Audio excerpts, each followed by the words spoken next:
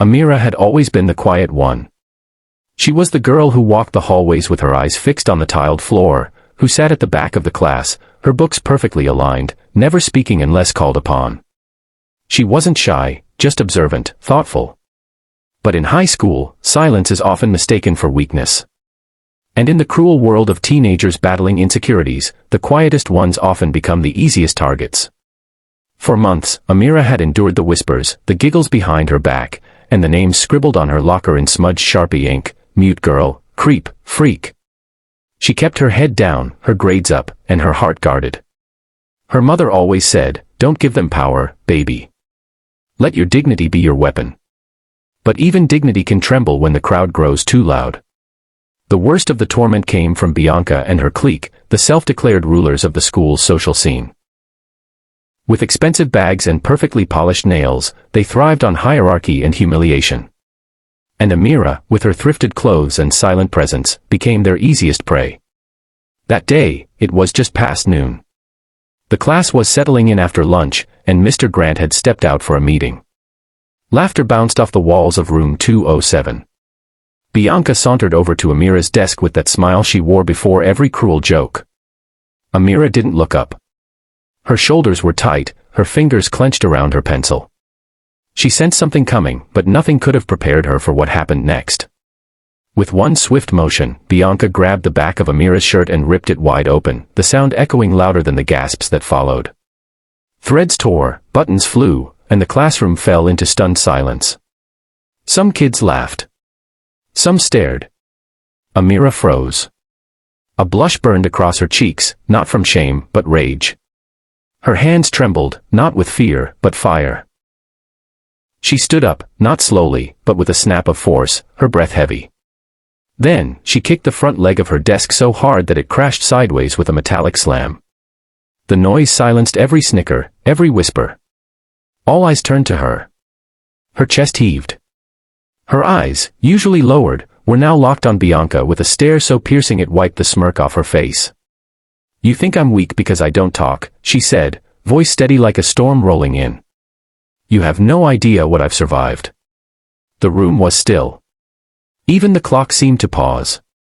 Mr. Grant returned to a classroom filled with tension, confusion, and a girl standing with part of her shirt torn, but her spirit intact. After school, Amira walked to the counselor's office. She didn't go to complain, she went to tell her story. To speak. For the first time, she shared the pain, the bullying, the months of emotional bruises. The school launched an immediate investigation. Bianca and her friends faced consequences they never expected.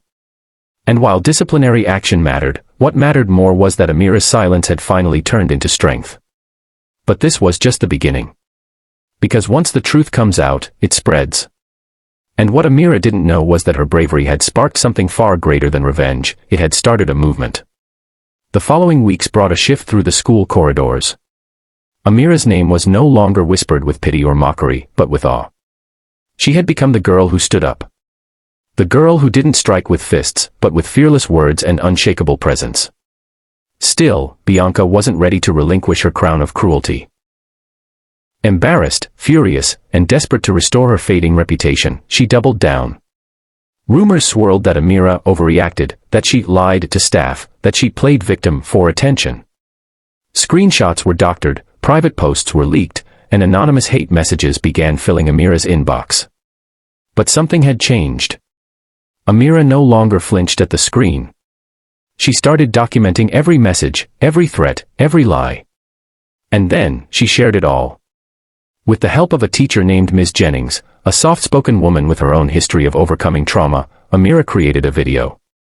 Not a rant, not a confrontation, but a story.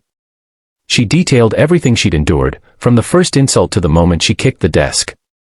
She spoke about staying silent to keep the peace, and how that silence nearly drowned her. She spoke about strength, not the loud kind, but the quiet resilience that grows inside when you're constantly underestimated.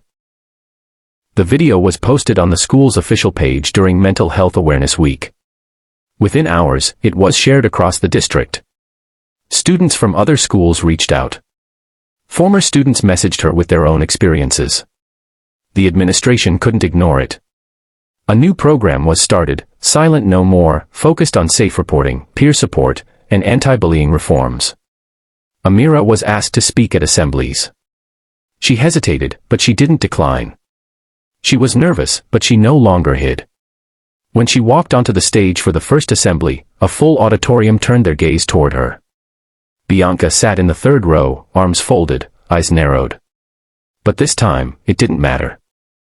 Amira looked out at the sea of faces, some supportive, some indifferent, and began.